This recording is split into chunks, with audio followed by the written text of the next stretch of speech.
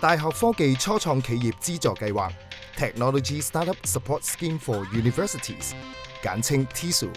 喺2014年9月推出，係創新及科技基金下嘅資助計劃，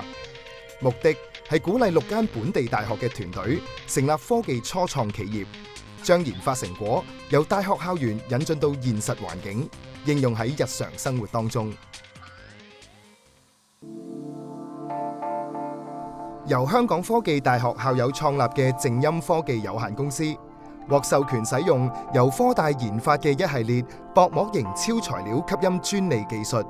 有效咁解決交通同建築業噪音污染嘅問題。呢項新科技已經獲得專利，亦都有香港客戶試用緊相關產品，用嚟減低嚟自工地同高速公路嘅噪音，令附近嘅市民可以享受更寧靜嘅環境。我哋攞到 TSU 嘅資助之後，我哋就可以有機會做到一批真嘅樣品出嚟，推銷俾客人嘅時候咧，就可以有實質嘅產品去展示。咁攞到 TSU 嘅資助，亦都讓啲客人對我哋更加有信心。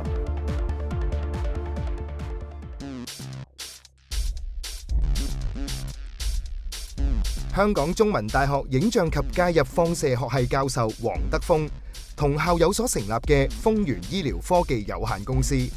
利用喺中大研發出嘅智能手術輔助系統，幫助醫生更高效率咁進行手術，從而減低手術嘅風險，令病人得益。而家系統已經喺威爾斯親王醫院進行臨床測試。The supporting from TSU is very important for us. We can see that we're starting from 0 to 1. 團隊成員最熟悉嘅工作係通過電腦對醫生嘅臨床工作提供協助。至於人力資源管理、財務會計等等有關公司營運嘅工作，對佢哋嚟講比較陌生。TSU 為佢哋帶嚟一筆額外資金，令佢哋可以請到專業人士處理有關公司營運嘅工作。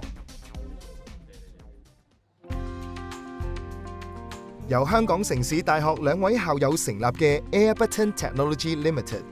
研發咗一款可以貼喺手機外殼嘅按鈕 AirButton。對一啲長者嚟講，智能手機好複雜， AirButton 就好似手機嘅快速按鍵，只要撳一下就可以即刻啟動預設嘅操作指令，甚至同時開啟一連串嘅功能，簡單又方便咗好多。AirButton 擁有多項專利技術，產品亦都已經喺網上購物平台公開發售，銷量令人滿意。我哋喺12年嘅時候咧，就已經開始研發 AirButton 呢一個技術嘅啦。咁直至到14年啦，咁我哋覺得喺呢度咧就有一個時機可以將佢商品化。咁但係當時嘅資金咧都就嚟用晒咁滯。於是乎 TSU 嗰邊咧就正好可以補充我哋喺市場推廣方面嘅一個資金短缺嘅問題咯，咁令到我哋可以喺市場上面早着先機。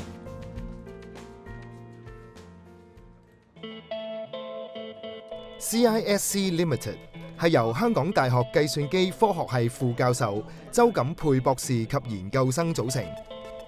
CISC 得到港大授權使用由大學研發嘅系統，將資訊科技保安技術進一步擴展至商業應用，偵測網上盜版情況。我哋公司咧主要係將一啲互聯網上邊一啲公開嘅數據就收集落嚟啦，跟住就進行一啲智能分析。係香港大學資訊保安及密碼學研究中心入邊咧，我哋有唔少呢一方面嘅研究項目嘅。雖然我哋有心開公司，但係咧我哋都冇足夠嘅資源去開始做。直到得到 TSU 嘅資金呢，我哋先至可以踏出呢一步。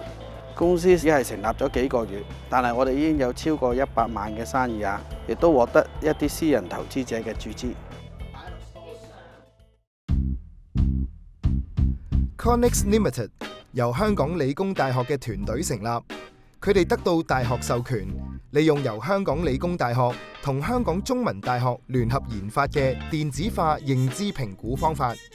成功開發咗全港首個互動認知評估系統。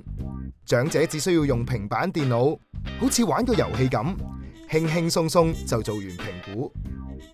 我哋個系統咧最主要係幫到呢個長者服務機構咧節省大量嘅資源嘅，咁包括呢個測試時間啦，同埋呢個成本。咁同一時間可以幫到有問題嘅長者及早發現佢嘅問題啦，咁以盡快得到治療咯。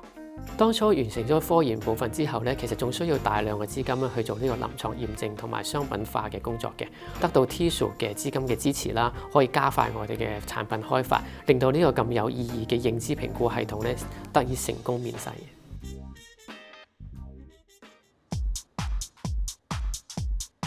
香港浸會大學講座教授謝國偉帶領一班物理學家同工程師成立嘅國泰光電有限公司，